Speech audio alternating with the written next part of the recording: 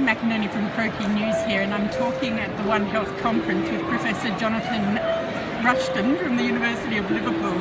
You've just delivered one of the early keynotes for the first session, really taking a different economic view, or urging a different economic view. Can you just sort of wrap up your speech for us in a minute or so? I'll try. One of my main points is that we have a single species health system at the moment. It's very much focused on human health. There is an imbalance between what we spend on humans versus every other species in the planet and what we spend on environmental health. And one of the reasons for those imbalances is the way we value humans versus other species.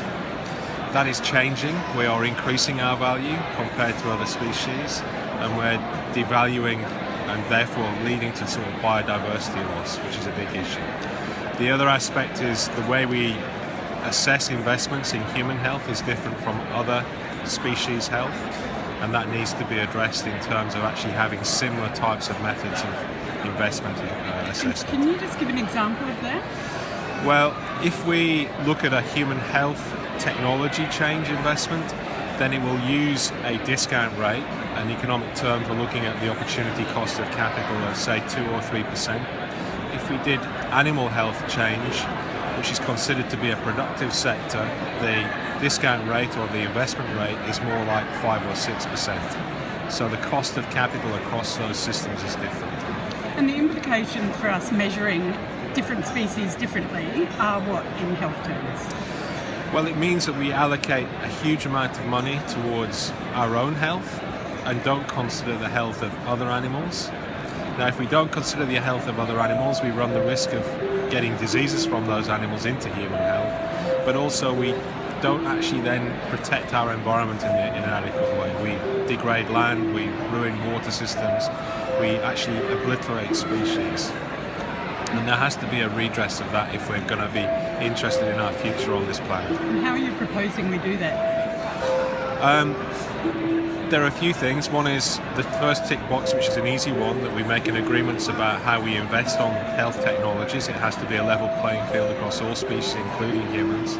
And the other side is that we need to have metrics that capture everything from human health to animal health to environmental health, to make sure that we manage to sort of even that playing field. It was interesting, you said that your father and grandfather, I think, were dairy farmers, so you actually have a direct example of the way the different ways we value species. Now, what was that? My roots are in dairy farming. My grandfather had 10 dairy cows. He maintained his family off that. He did reasonably well. My father adopted that dairy farm largely, but he expanded it enormously. So when I was a child, we had 250 dairy cows, which kept 3 or 4 people in full-time employment. So there's been a change, and now not a single family member is there. Yeah. We're all in the urban centre. We're all making livings in an urbanised concrete dwelling. And as an economist, how do you go arguing the case for this? I mean, because most of us would think that the economic values actually do override everything else on the planet at the moment, but you're saying no, in fact we're not. Well, I'm just wondering how that works within your profession. If we just use market prices, we will probably run ourselves into problems, and I think we already are doing. If we look at the presentations earlier this week, there were some shocking statistics about what we're doing to things like the barrier reef here, climate change issues which are largely related to how we're changing our environments, the changes of land use, etc. So if we continue to use market prices to guide ourselves in terms of what we do in the future, I think we will end up with serious problems. Not in the next 20 years, but possibly in the next 5 or 10 years. So there is some urgency around how we look at this more carefully. And it has to be beyond just the neoclassical economic models. It has to be thinking more about institutional economics and how we use economics more creatively. Can you recommend where people should go and read a little bit more about your work in this area? Look at my website.